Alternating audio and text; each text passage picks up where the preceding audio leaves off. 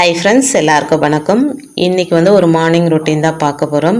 நைட்டே கிச்சனை க்ளீன் பண்ணி வச்சுட்டு போனோம் அப்படின்னா காலையில் அந்த நாள் இனிமையான நாளாக அமையுங்க. நைட்டே டபுள் பீன்ஸ் ஊற வச்சுட்டு இருந்தேன். மறுநாள் பூரியும் உருளைக்கிழங்கு குருமாவும் செய்யலாம் அப்படின்னு சொல்லிட்டு சென்னா இருக்குமா பட்டாணி இருக்குமா அப்படின்னு பார்த்தேங்க. எல்லாமே காலி ஆகிட்டுருக்கு, வாங்கிட்டு வரணுங்க. கிராசரி எல்லாமே கொஞ்சம் கொஞ்சமாக வாங்கணும், இருக்கிறத வச்சு அட்ஜஸ்ட் பண்ணிக்கலாம் அப்படின்ட்டு டபுள் பீன்ஸ் இருந்ததுங்க. அதை நைட்டே ஊற வச்சுட்டேன். உருளைக்கிழங்கு இருந்தது, டபுள் பீன்ஸும் உருளைக்கிழங்கும் குக்கரில் போட்டு வேக வச்சுருக்கிறேன். அதே போல் கோதுமை மாவு பூரிக்காக கோதுமை மாவு, அதில் 1 ஸ்பூன் அளவுக்கு ரவை, 1/2 ஸ்பூன் அளவுக்கு சர்க்கரை, உப்பு போட்டு பிசைஞ்சு வச்சிட்டோம் அப்படின்னா பூரி ரொம்ப நேரம் கிறிஸ்பியாக இருக்குங்க. அதை நல்லா பிசைஞ்சு ஒரு பக்கமாக ஊற வச்சுருக்கிறேன். ஒரு 3 வெங்காயம், 2 தக்காளி, பச்சை மிளகாய் வேணும். மொட்டை மாடிக்கு போனால் பறிச்சுட்டு வரலாங்க. மொட்டை மாடிக்கு போகிறதுக்கு சோம்பேறித்தனம் போட்டுன்னு போவே இல்லைங்க, இருக்கிறத வச்சு அட்ஜஸ்ட் பண்ணிக்கலாம் அப்படின்னு விட்டுட்டேன்.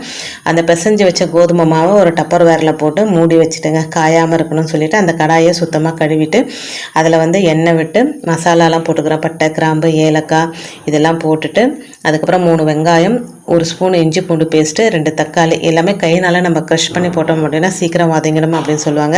அது வதங்குற டைமில் நம்ம வேக வச்சுருந்த உருளைக்கிழங்கு டபுள் பீன்ஸ் அது பார்த்தா நல்லா வெந்துட்டுருக்குங்க. அது தோல்லாம் உரிச்சு எடுத்துகிட்டு உருளைக்கிழங்கு தனியாக எடுத்துகிட்டு டபுள் பீன்ஸும் இப்போ தக்காளி வெங்காயம்லாம் வதக்குறோம் பார்த்தீங்களா, அதுலேயே அந்த எண்ணெயிலே அந்த டபுள் பீன்ஸும் போட்டு நல்லா வதக்கிட்டு அதுக்கு தேவையான மசாலா மஞ்சத்தூள், உப்பு, மிளகாத்தூள், கொஞ்சமாக கரம் மசாலா இதெல்லாம் போட்டு வதக்கிட்டு தண்ணி விட்டுணுங்க. தண்ணி விட்டு கொதிக்கும் போது உருளைக்கிழங்கு வேக வச்சுருக்குறோம் பார்த்தீங்களா, அதை நல்லா கையில் மசிச்சு போட்டோம் அப்படின்னா சூப்பரான உருளைக்கிழங்கு குருமா ரெடி ஆகிடும். கடைசியாக ஒரு 4 பீஸு தேங்காய், கொஞ்சம் சோம்பு நம்ம கிட்ட இருந்தது அப்படின்னா 2லேருந்து 3 முந்திரி பருப்பு போட்டு அரைச்சி அதில் ஊற்றிட்டோம் அப்படின்னா சூப்பரான உருளைக்கிழங்கு குருமா ரெடி ஆகிடுங்க. டபுள் பீன்ஸ் இல்லைன்னா நம்ம சென்னா போட்டுக்கலாம். ஆக்சுவலாக சென்னாவோ இல்லை பச்சை பட்டாணியோ இல்லை பட்டாணியோ போட்டு தான் செய்யணும். அது இல்லை அப்படின்றதுனால தான் டபுள் பீன்ஸ் போட்டு செஞ்சேங்க. அது ஒரு பக்கம் எடுத்து வச்சுட்டு இப்போ அவர் கடைக்கு கொண்டு போகிறதுக்கு மட்டுமே ஒரு 5 பூரி போட்டு எடுத்து வச்சுருவேங்க.